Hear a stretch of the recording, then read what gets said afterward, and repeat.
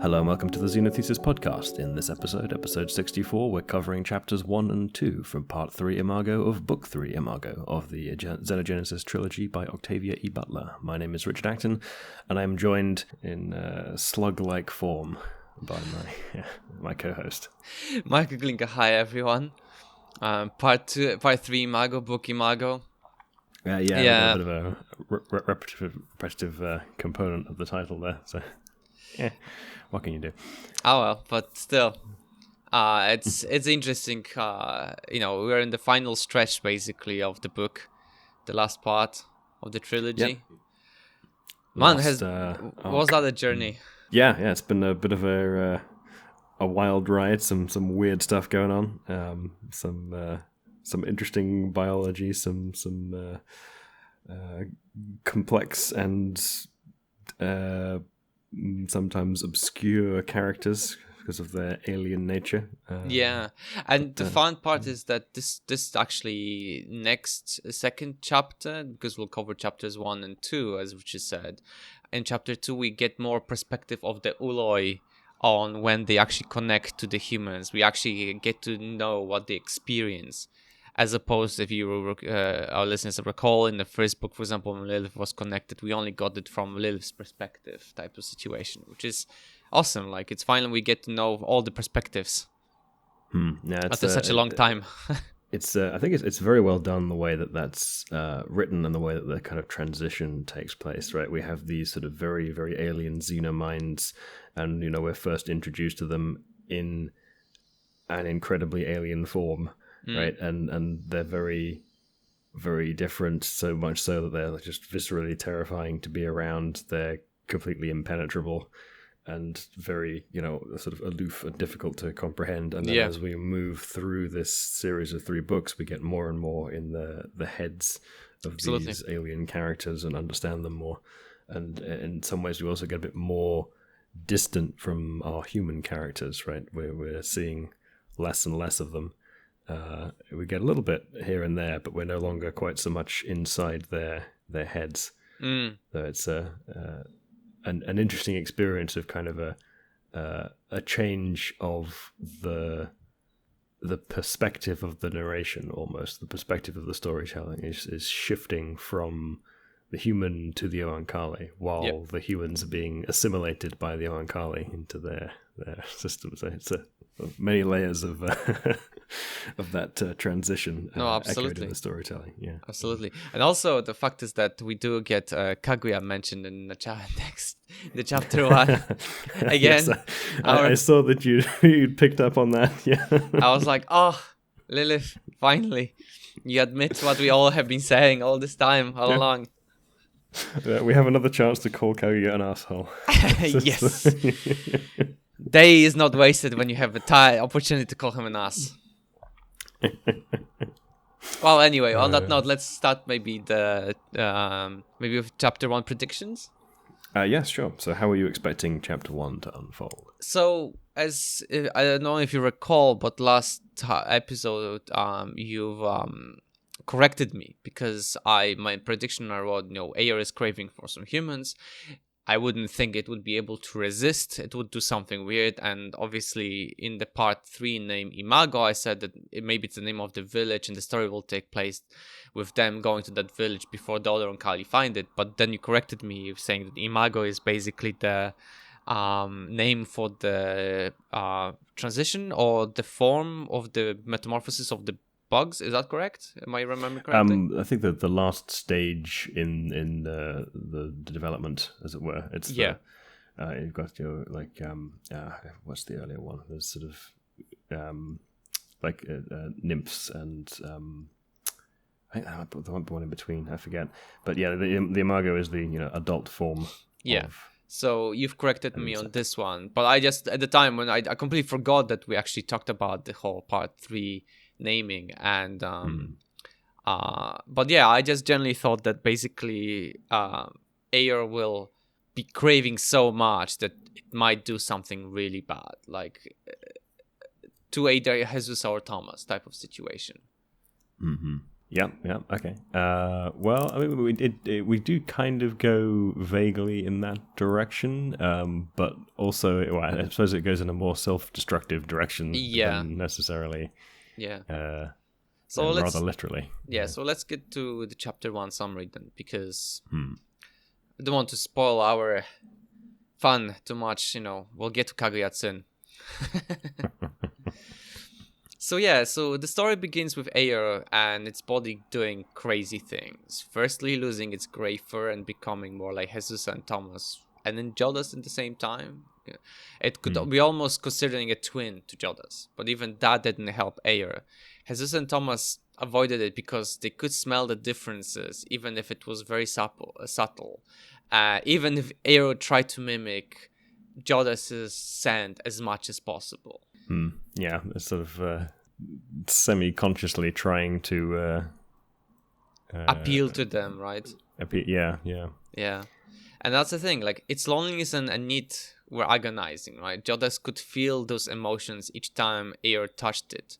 Once it asked if Jodas could give it one of the humans. Here's a paragraph from the book. I heard it. I didn't mean to, but while it said, it provoked reaction before I could control myself. Direct neural stimulation. Pure pain, as pure as any sensation can be. I did manage not to loop the pain between us and keep it going. Oof. Yeah, that's the kind of immediate instinctive reaction. I don't know.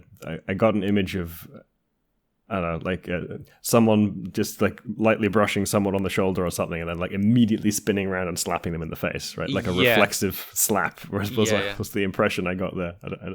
I don't know from which specific context I'm drawing that visual recollection, but I there's a few cases in media where you see someone do that, right? There's it's usually like a creepy guy touching a woman or something, and there's just like an immediate slap across the face kind of reaction. That's what this felt like to me. Yeah, I felt, but also I also like I see your description, but I also imagine it happening all over the body, right? Like this one simultaneous punch all over every nerve cell, neuron being stimulated, pain receptor being stimulated in this situation. Yeah, kind of a more acute reaction. That must have been not fun experience. But yeah, after this, Jodas never gave answer to Ayer to that question, and Ayer never asked again. That physical response was, enough of an answer.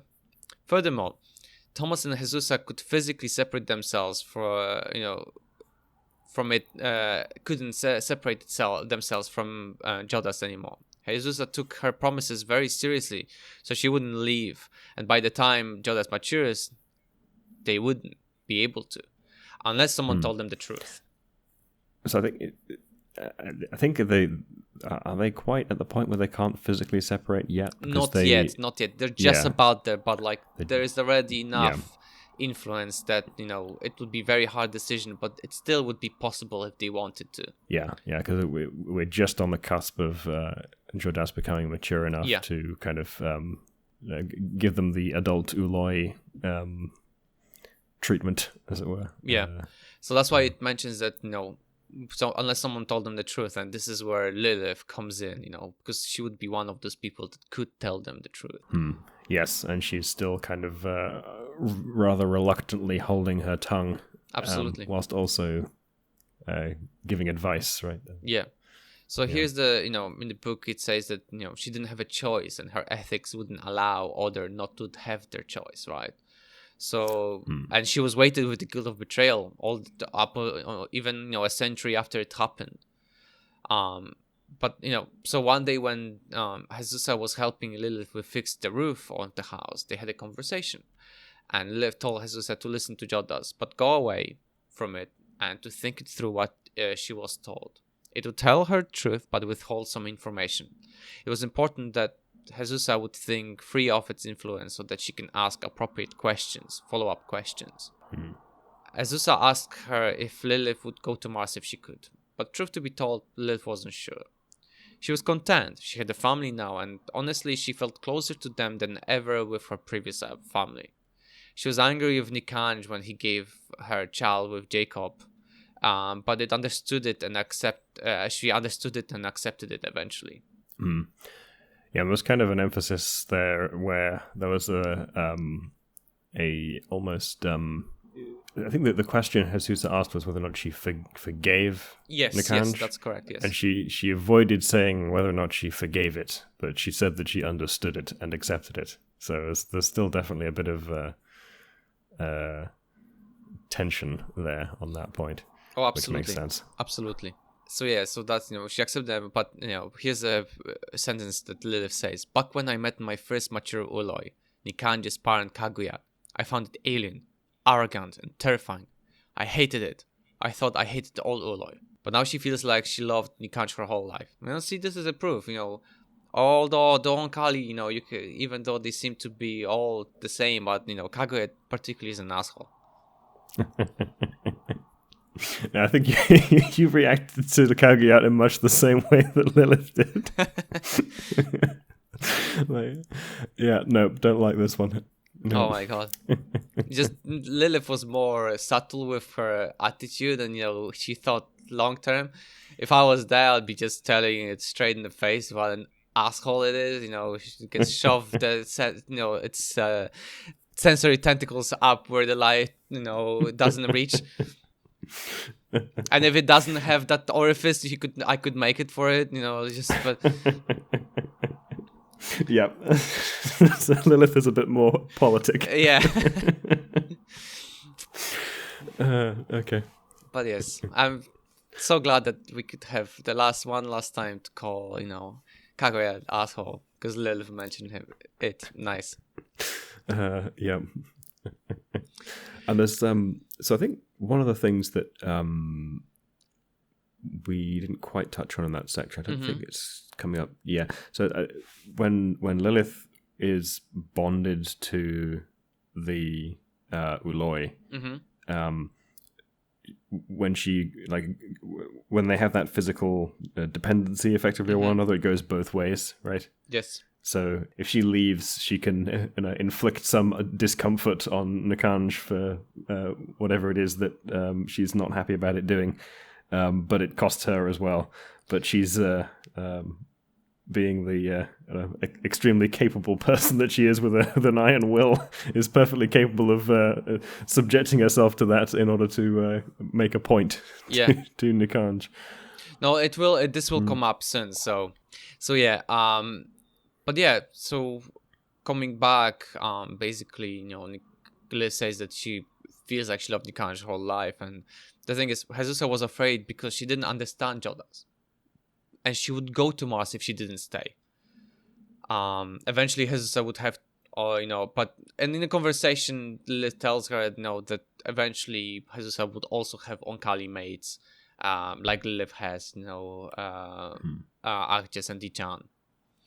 And the question then shifted to where would they stay? Answer, most likely in one of the Oankali villages. Jesus then asked about the exile and the first construct Ooloi. They talked about Jodas hurting others but never humans. Jesus confirmed that it told her that. Good. Here's a paragraph from the book. Because if it hadn't, I would have. It needs you more than Nikanj ever needed me. You want me to stay with it? Very much. I'm afraid this is all so different. How did you ever, with Nikanj, how did you decide? My mother said nothing at all. You didn't have a choice, did you? Lilith chose to live, but it was not much of choice. That's just going on, letting yourself be carried along by whatever happens. You don't know what you're talking about, my mother said. Lilith didn't shout those last words, but the emotions she put in them spoke enough. Jodas knew how much she lived through, and Jesus could feel it. To be honest, it is heavy, right? Because it's been a century, and Lilith still thinks about the choices she had to make. The ship, the fact that she had to basically bring those people in, explain to them what's the situation, and then all the things that she experienced. It's rough. Yeah. She made the best of a very impossible position. Yeah.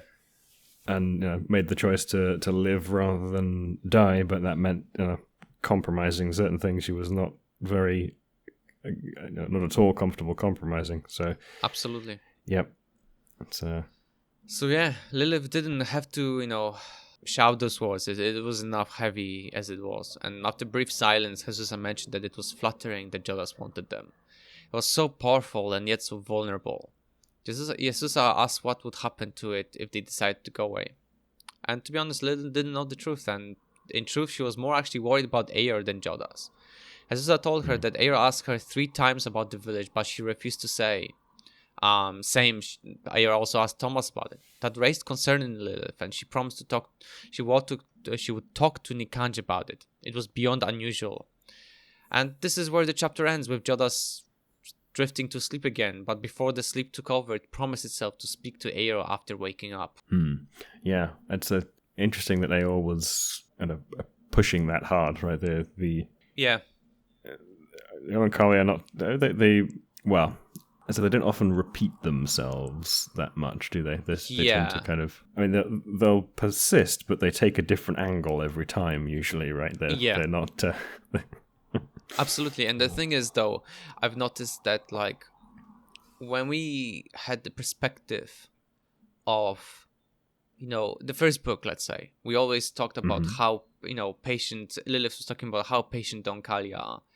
And, described, or there was I don't remember who it was, a Tate or someone else that was more patient than even the Oankali type of situation, right? And in here, it feels to me that the construct Ooloi their processes of like changes and are much more rapid compared to the purebred Oankali. Because like with Jodas, it became and construct started going through the first metamorphosis, and then it was less than a year when they started traveling. It was like few months, maybe max. Yeah, it seems to be a bit accelerated, doesn't it? And then it was already in second metamorphosis, and I have this strange feeling that Aer is also going to go through the second metamorphosis, but it seems it's much more brutal than for those constructs than the actual pure Oankali. Yeah, there's something to do with the human developmental pattern, maybe, where it's we mature faster, so the hybrids are a bit unstable, a bit stuck on a faster timetable. Yeah, and also possessed of some human impatience rather than the same degree of Oankali imperviousness. So yeah, I guess let's go to my chapter 2 predictions. Because I completely missed this one on this one, because I thought at this point Aer is basically going to go on a run up the river and to find the human village by itself, and that would bring the trial, because be like Jodas will finish the metamorphosis and be like, Aer has been gone. It probably went up to look for the humans. We need to try to catch it before something really bad happens, type of situation. But no, it didn't happen. Yeah, so I think it doesn't. Well, it does. It tries to go off and find some other humans, doesn't it? But it doesn't really get very far with that. Which so kind of, but I suppose it's less capable of finding the human settlement than perhaps we thought. Yeah, without some guidance. But yeah, just sort of seems to be flailing around for anything it can do to find some mates, but fairly ineffectually. Yeah. So let's get to chapter 2 summary, I guess. So Jodas never had a chance to speak to Aer before the second metamorphosis ended. It left home looking for some signs of Jesus and Thomas's people. It only found aged and hostile resistors, though. And here's a bit of it from a book describing how Aer changed. It changed radically, grew fur again, lost it, developed scales, lost them, developed something very like tree bark, lost that, then changed completely, lost its limbs, and went into a tributary of our river. When Aer realized it cannot force itself to go back to a human or Oankali form, or just human form, it swam home. It took 3 days before someone realized it was Aer, because even its scent changed. Yeah, so it's going through all kinds of bodily changes. Not entirely certain why, but I don't know. Just flailing around for something that sticks. Yeah, but that's not really working. So and then stuck in its kind of slug form, giant river slug. Yeah. So it was Oni and Hosg that found Ayer and informed the rest of the family to come help it. Jodas was still too weak to get up. Ayer changed into a slug, had no bones left, skin covered in slime, and was sensitive to light. Hosg wouldn't have recognized it if the child didn't touch it. They couldn't feel its scent, which surprised the kids considering Ayer wasn't an adult yet. But it just basically suppressed it, not altered it. Yeah, because the just to clarify that, in case people have forgotten, the immature Ooloi can't modify their own scent yet. Yeah, which is why they were surprised by the. And Jodas basically explained to those kids that it was a suppression of the scent, not alteration. Jodas asked the kids to bring Thomas and Jesus. When the siblings arrived, Jodas had a plan. It asked them if they would help it. It needed mates of some kinds, and although Thomas and Jesus couldn't touch it, Jodas would do it for them. Nikanj was currently working on it, trying to get it back to the original shape, but it was Jodas and the siblings who would have to do it. Jodas thought that Aero is undergoing second metamorphosis and would end up the same as Aero if it wasn't for the siblings. For the preparation, Jodas asked them to lie down. The first one was Sezusa. As she lay down, Jodas connected its sensory tentacle to her nervous system and tasted it. Here I actually copy-pasted a whole paragraph from the book because it describes the whole feeling that Jodas describes how it is when it connects, and I'm going to read it out because I think it's very important that I don't miss anything. It's a very descriptive explanation of what the Oankali feel, especially the adult Ooloi. Adult awareness felt sharper to me, finer and different in some way I had not yet defined. The smell, taste, feel of Jesusa, the rhythm of her heartbeat, the rush of her blood, the texture of her flesh, the easy, right, life-sustaining working of her organs, her cells, the smallest organelles within her cells.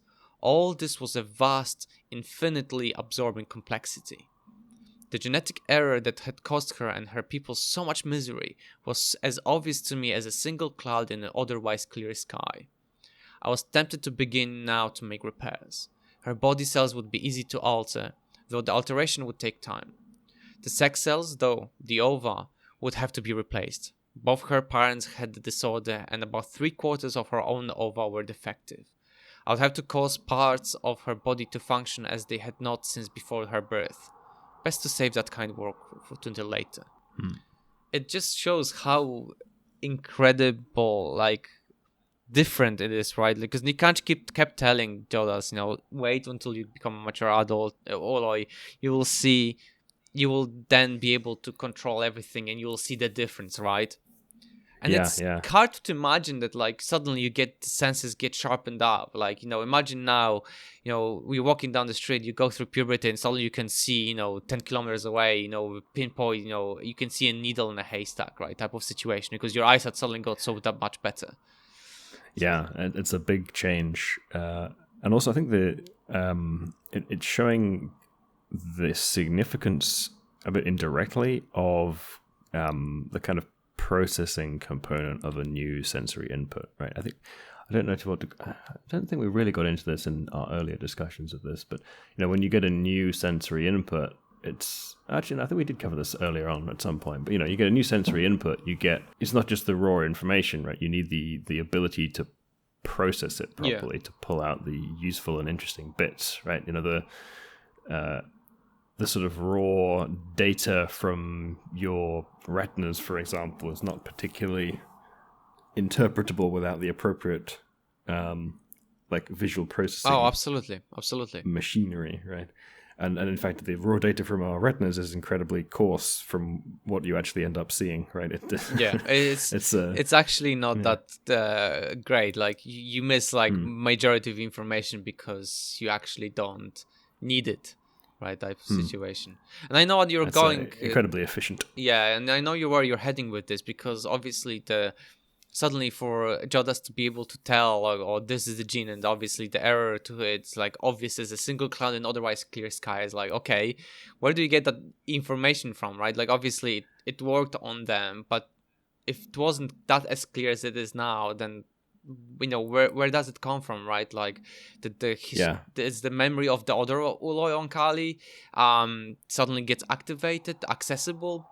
I don't know. It's Yeah, just it has to have some pretty refined kind of data processing stuff to pick that out, right? It's the equivalent of whatever kind of low-level implemented algorithms in the neurons of our eyes can do things like recognizing motion in our peripheral vision, right? Like that's something that happens basically, in the sensory apparatus and then is relayed back, right? It's almost done below the. I suppose in computing equivalent, it would be like it's done in the sensor in the embedded system, and then the processed result is sent back to the central processing unit, right? Yeah. Which saves the efficiency. It means you have to send less bandwidth back to be processed by the central unit and take more time doing the processing, right? You can offload these low-level, high-efficiency processing things to the stuff right near the metal, as it were, and then send the result back. But you need a good understanding of what sorts of heuristic you can implement on those embedded systems, because they're more specialized, they're more niche, that they can't do everything in the same way that a generalized processing unit can. So you have to have some preconceived idea of the sorts of algorithms you're going to implement down at that level to pick up on stuff and send back. So yeah, the Oankali must have a refined process for recognizing, for sort of heuristically, immediately being able to perceive some kind of genetic discordance, and flag that up as something which sticks out to the attention. Absolutely.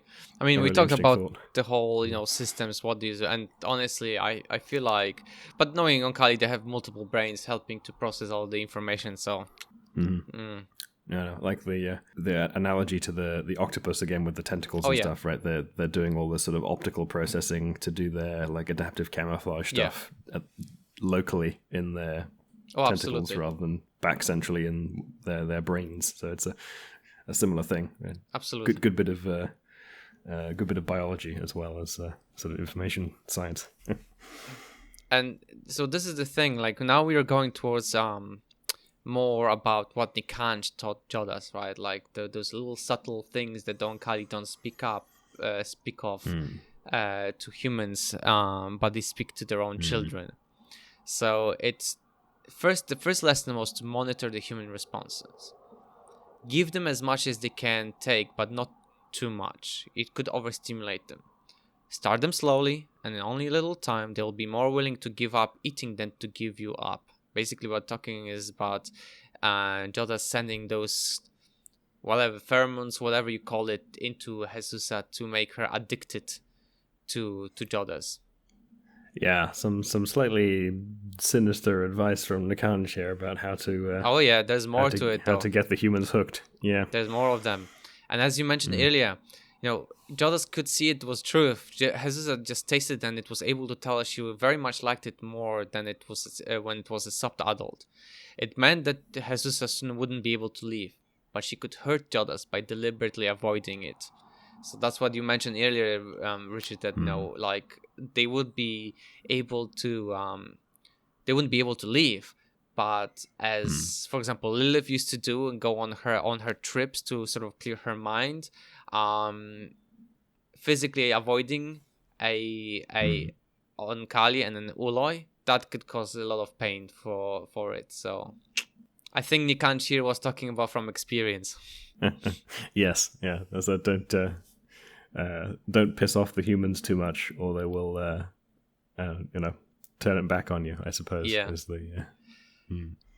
Jodas then disconnected from Jesusa, treasuring the taste. It heard once Lilith saying to Nikanj that it was good that Oankali didn't eat meat, because the way they talked about humans sounded like they wanted to eat them and not fiddle with their genes. Although maybe for humans it would be then easier to find a reason to fight them. In a way, though, Oankali did feed on humans. They took their cells and mixed their children and kept humans in good health. They don't always need to know what they're, what the Oankali are doing. That's Second advice from Nikanj. Oi, oi, oi, Nikanj. Yeah, no, enough with the cabal of secret Oankali things. Exactly. Not boding well for the trust by the humans. Yeah.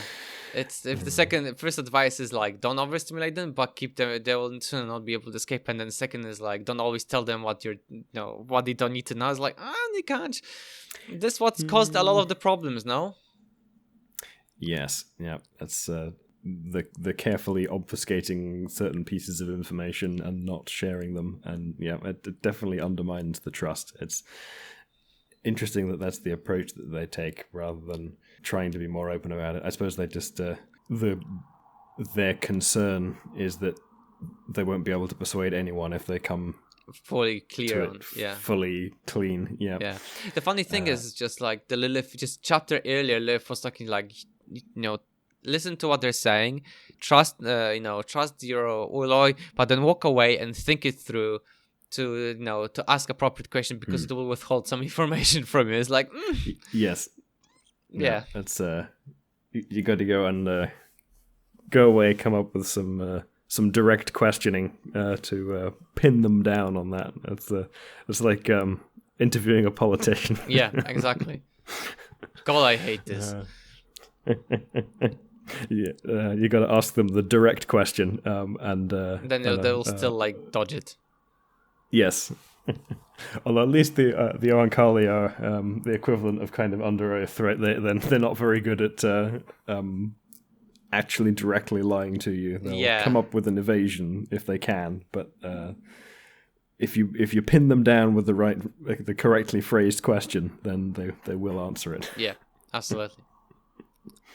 So yeah, next was Thomas. The man kissed Joseph very thoroughly and asked if he has to wait each time, but the answer was no. Once Joseph tasted them this way, I doubted that it would be able to keep them waiting again.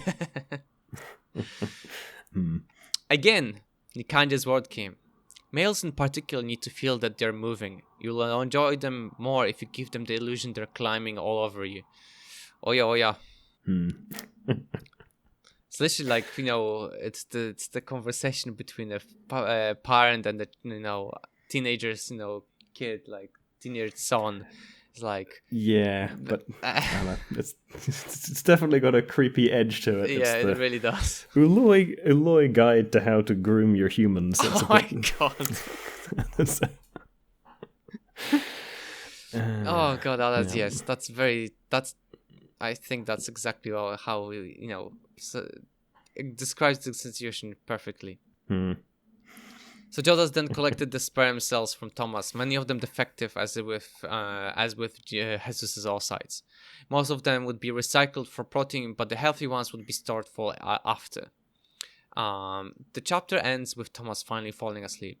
Jodas would help them recover their strength to finally help Aero when it's ready to get up, and that's where the chapter ends. Yeah. So I suppose actually, yeah. Let's look at your predictions for the next chapter first. Sure. So I was like, oh boy, Aero is back, but it's not a human. It's like a slug or a mollusk, as somebody described it in the chapter, and Jodas needs to help it get back to its normal form. I mean, in the same time, Jesus and Thomas are chemically addicted to Jodas, right? So it's like a craziness all around, and I think the next chapter Jodas will start working on Aero because its changes are maybe related to second metamorphosis. But then again, how is it possible that Aero is undergoing second metamorphosis if it hasn't met its mates, right? Because previously it was described that like the Oankali starts its metamorphosis when it actually meets the mates. Yeah, because I think it was. Nikanj had Hadjis and Dishan kind of waiting, and then when it lined up, met with Lilith, eventually it started as like, oh yeah, I will start going to metamorphosis now since blah blah, and it asked, will you stay with me? And it was like, okay, Lilith stayed, and they took Dichan and Hadjis helped it, and they all went together away to their own house, whatever, and Nikanj underwent the metamorphosis, but I'm not sure if that was just kind of they had it arranged such that they could have the mates available at the appropriate time, or if it was more the mates being available triggered that metamorphosis. So it seems as though from this account, at least in the constructs, the timetable for metamorphosis is a bit more fixed. Maybe there's some environmental impact, but it seems like it just goes ahead irrespective of whether or not there are mates available, and that can have detrimental effects, bad consequences if they're not there. Which is crazy when you think about it. Like, we talked about the evolutionary, aspects of it, right? And it's you'd think that, if we know that we were told that if a Oankali is in a stressful environment, that it can't, it wouldn't survive otherwise. It becomes an Ooloi, because Oolois are more resistant to environment stress and changes. And then you have this, literally a stress of a new environment and lack of mates, and yet Ayer is became in a construct after first metamorphosis, and then second metamorphosis starts almost immediately without the mates, like in an environment that it's not ready to survive in. Like, yeah, that doesn't quite track, does it? That doesn't seem, unless maybe the. I don't know. Maybe I'm missing some information. Maybe. Yeah, I'm just thinking about where in the. So it's kind of that was sort of early in the life course, right at the beginning of when you had like infant or even earlier children that might be influenced which direction they went for male, female, or Ooloi in stressful circumstances, but. But the thing is, we were just told, because we were just told that all those things will take place. The parents, they have to have interaction with the Eka, the children, so that they can become the same sex, as their parents, the one they interact mostly with. But then we have here a situation with Nikanj being a bit craving for children and being a bit, what's the word? It just slipped me. Not paying attention to it too much, and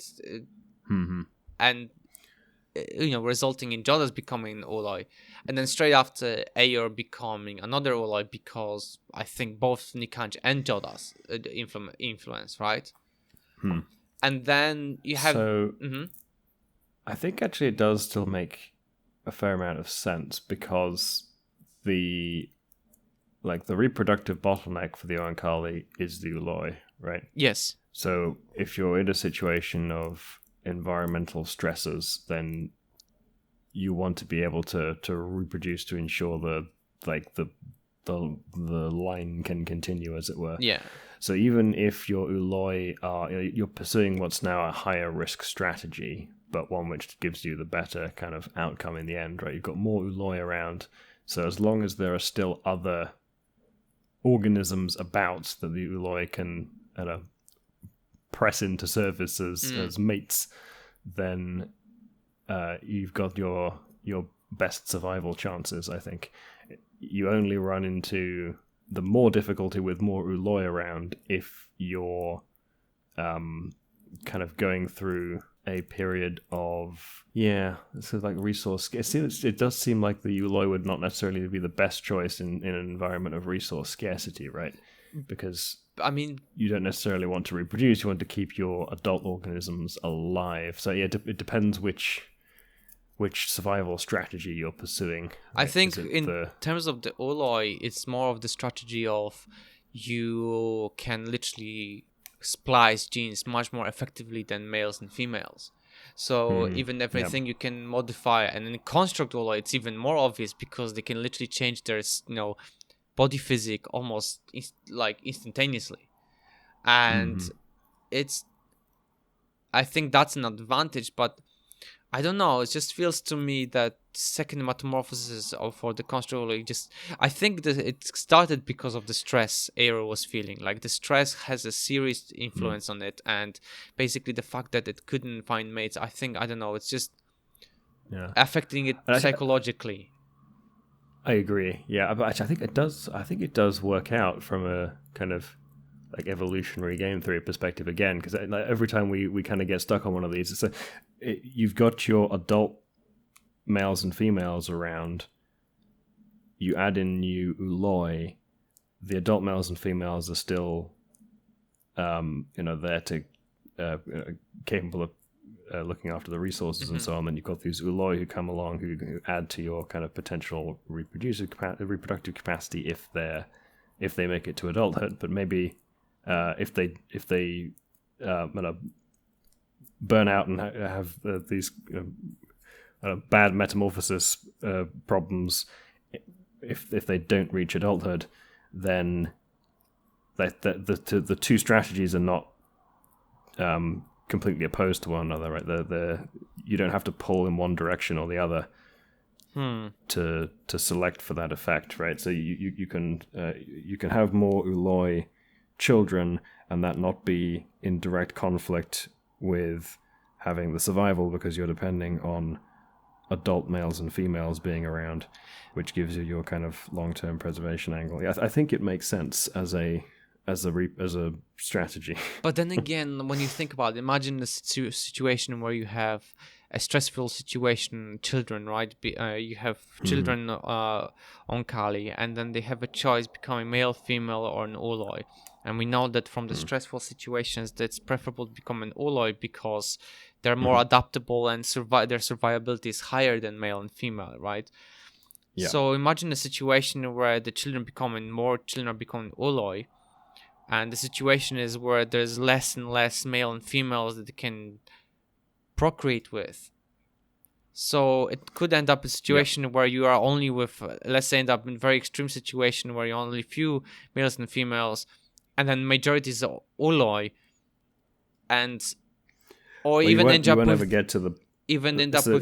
without male female, then you have only Ooloi. Like, you know what I mean? Yes, but I think if we assume that the failed Ooloi metamorphosis is basically fatal, then you don't end up with more Ooloi, but you end up with more expansion capacity if you do find other organisms for them to mate with. I guess so. If you put it this way, yeah, I see that.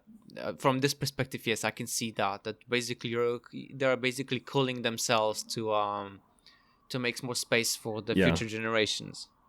It's a bit analogous to an infanticide strategy in kind of a human survival context, right?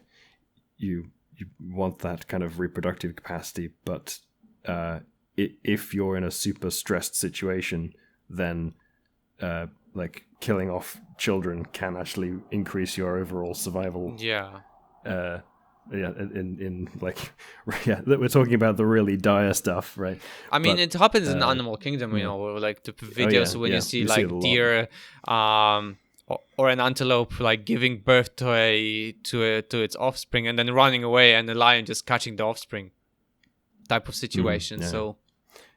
And also, in the case of.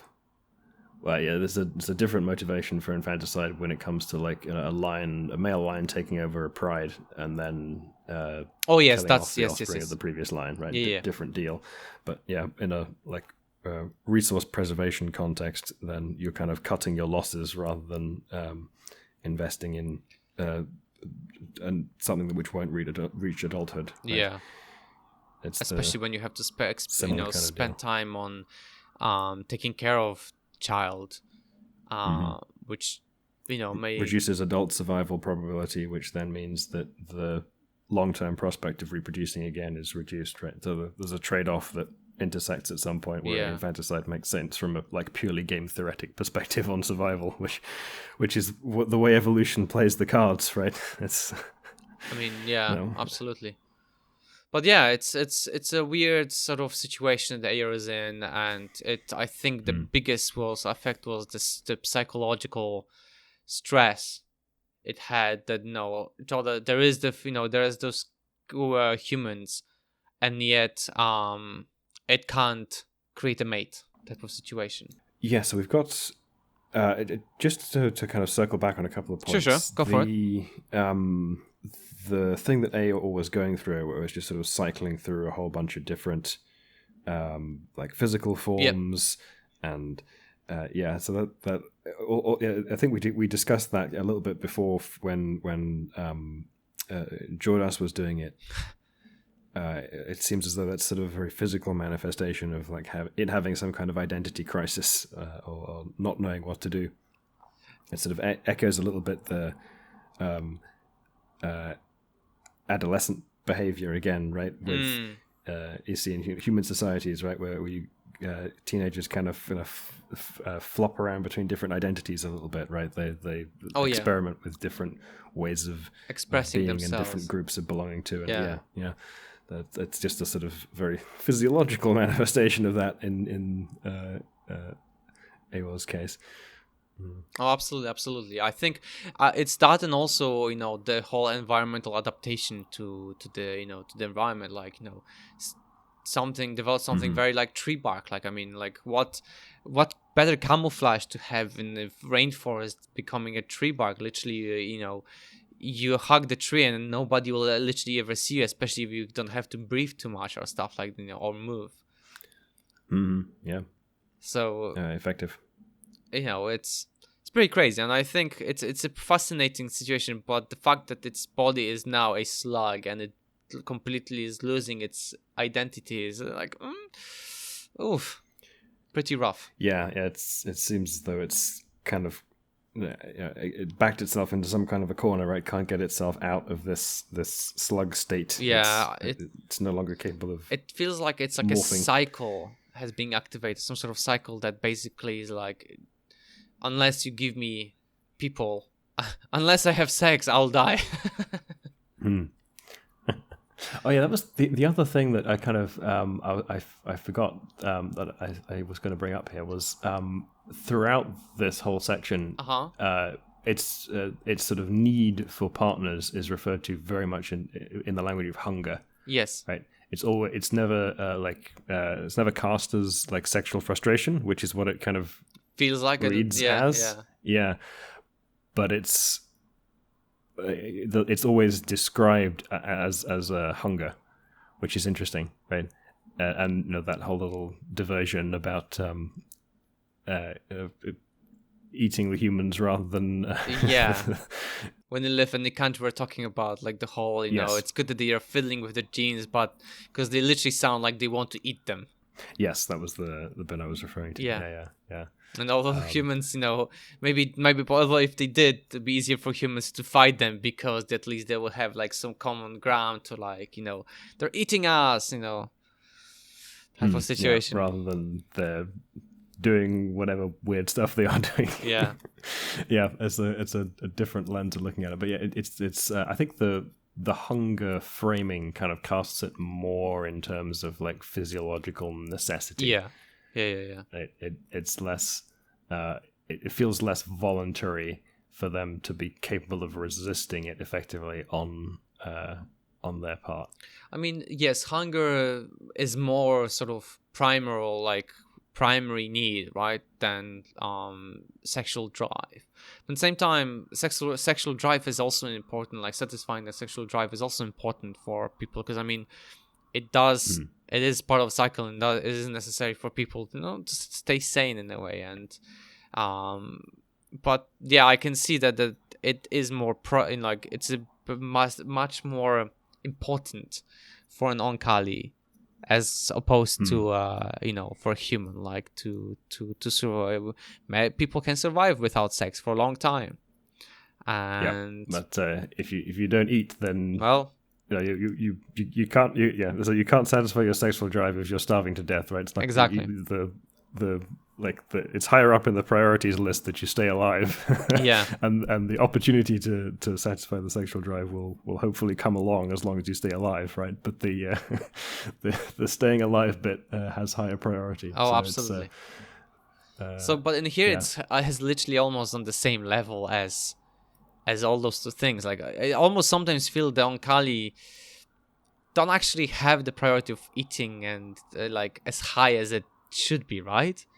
The trade or the trade is more important, in fact, because when Jodas was talking to Ayer about like whether this, how does he defecate, and like, oh, I just shed it, right? Like I don't need that much water, I don't need that much food, actually, in fact, to survive. Yeah, so I say if you think about it in terms of like the sort of Maslow's hierarchy of needs type thing, then they've already covered their bases on the fundamentals, right? Oh yeah.